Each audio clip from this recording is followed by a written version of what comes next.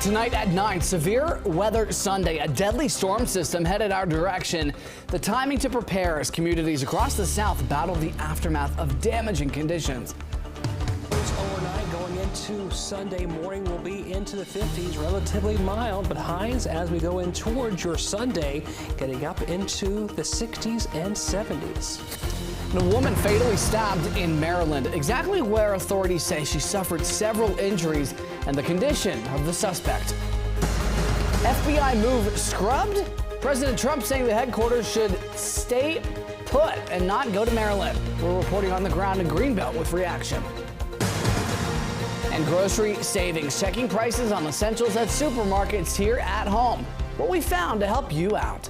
You're watching the station covering all of the DMV. This is DC News Now. Good Saturday evening. Thank you for joining us for DC News Now at 9 o'clock. I'm Ben Dennis. We begin tonight with breaking news. A federal judge has temporarily blocked President Trump's new efforts to speed up mass deportations of undocumented migrants. A DC judge just issued a 2-week restraining order after the president invoked the Alien Enemies Act of 1798 mere hours ago. This authority allows the president broader leeway and executive power to crack down on undocumented migrants. The last time this was used was World War II, when Japanese Americans were placed into internment camps. The White House maintains its use is justified. They say the Venezuelan gang known as Tren de Aragua has invaded the U.S., saying it's a hostile force acting at behalf of the Venezuelan government. But the judge says tonight a 2-week pause is immediately needed because the government was already flying migrants it claimed were newly deportable. All right, more local news tonight. New developments in Prince George's County. Police say that a woman was killed. She was stabbed several times this morning in Oxon Hill. They tell us it happened around 10 on Kennebec Street near Owens Road. The woman died on scene. Police believe this is a domestic isolated incident, possibly involving an emotionally disturbed person, they say. They noted that everyone was identified, but no names have been shared at this hour. New details in the district, meantime. A firefighter was rescued after falling through a floor. They were responding to a row home fire northeast this morning. Crews were sent to 16th in Northeast for heavy smoke billowing near the Brentwood Rec Center. Miraculously, that firefighter who fell through the floor reportedly uninjured.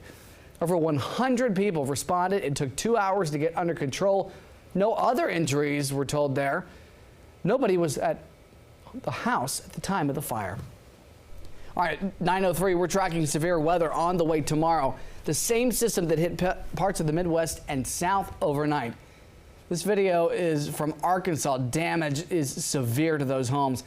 At least 17 people are reportedly dead after this brought violent tornadoes and whipping winds. Meteorologist Derek Bowen is in Scott Sumner. This Saturday evening is tracking the timing of when the storm will hit. Derek. As we head in towards Sunday, we have, of course, that opportunity to see some strong to severe storms about the area. You can see that line of showers and storms coming in to the region in towards the afternoon, in towards the evening time as well. We're hoping to get everything out of here by the time the sun sets, at least the most active part of the system, but we could still see some lingering showers as we head into the early morning hours for your day Monday. All in all, looks like we could see some good bit of rain, anywhere from 1 to 2 inches in some of the heaviest downpours, which would be great, especially given our rain deficit. Our rain deficit right now is about a ½ an inch or so. Some areas are up to an inch in some locations. So the rain for tomorrow would be good, but unfortunately it may come all at one time. Another chance of rain comes in on Thursday. We'll keep an eye on that for you, but we're going to be watching out for this rain, especially coming for your Sunday and early Monday. Keep a close eye on it, Derek. Thanks. In Virginia, Arlington residents gathered today to rally against the recent ICE arrests made in the county. Take a listen.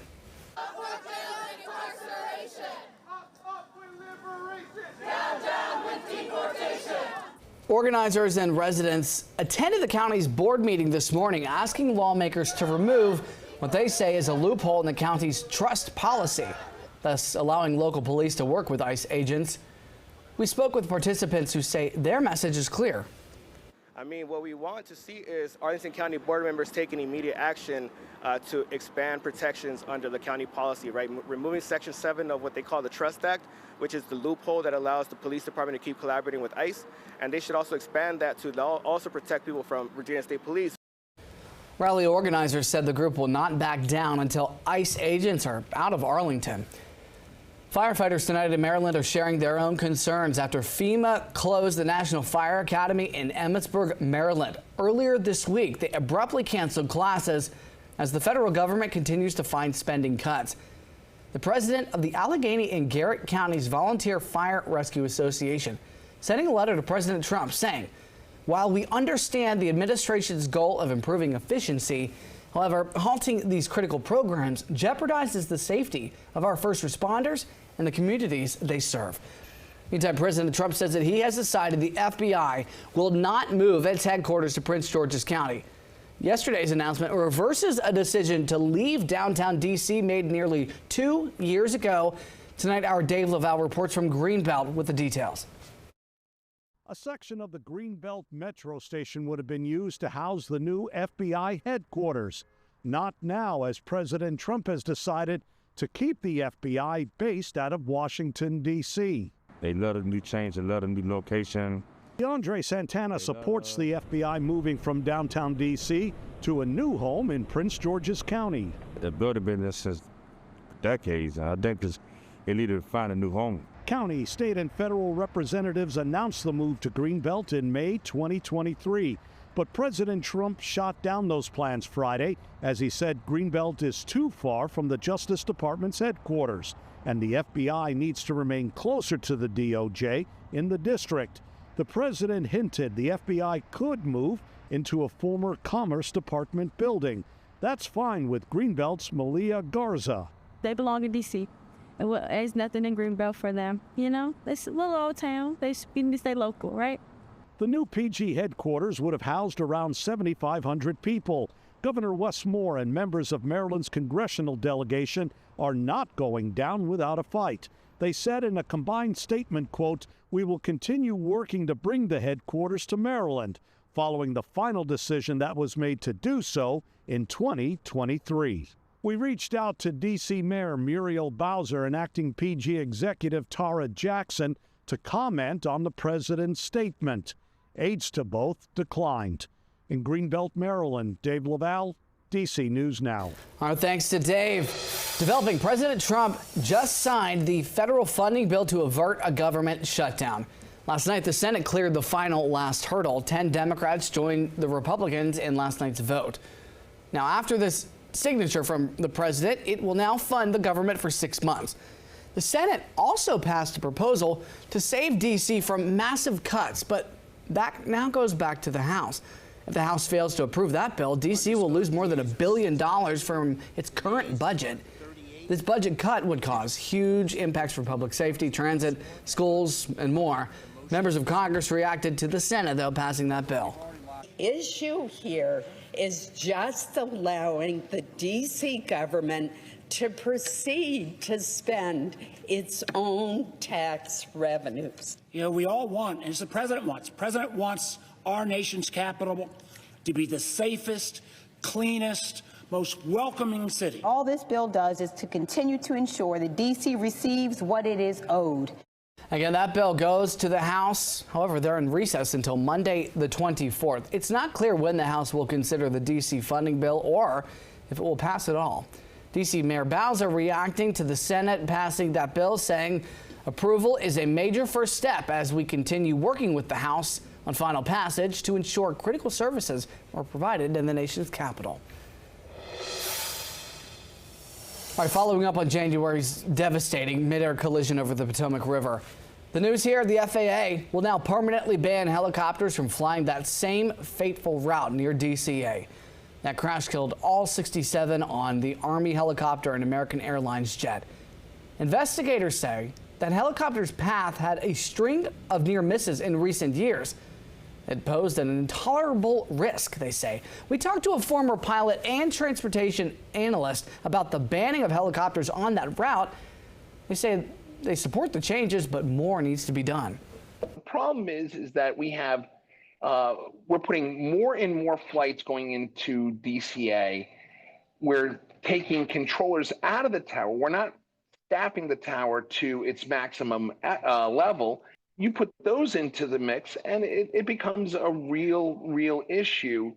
The FAA will allow a few exceptions, and therefore presidential flights, police, and life-saving missions. The FAA says it will continue to study other airports that have different aircraft sharing the same airspace. That includes BWI. Now, for the first time, we're hearing from first responders who braved the icy Potomac River that night. They came from all over the region, including PG County. Our Randy Bass has more as they now share what it was like to work under those physically and mentally exhausting conditions.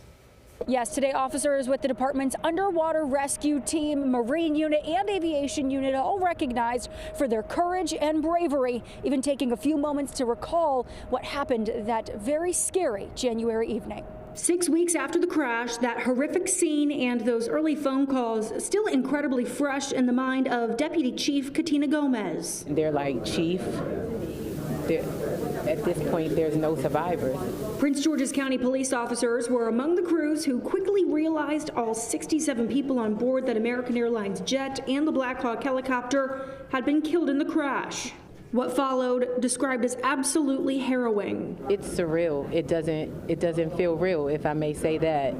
I couldn't even imagine it. I can't even put it into words, honestly, the things that I saw. I just couldn't believe it myself. A rescue effort turned recovery operation in an icy, frozen Potomac River surrounded by swirls of jet fuel and fumes. We never felt the cold.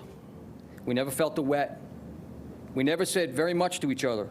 We just got the job done. And today, now a month and a half after the crash, and I think we should recognize them. Can we recognize them?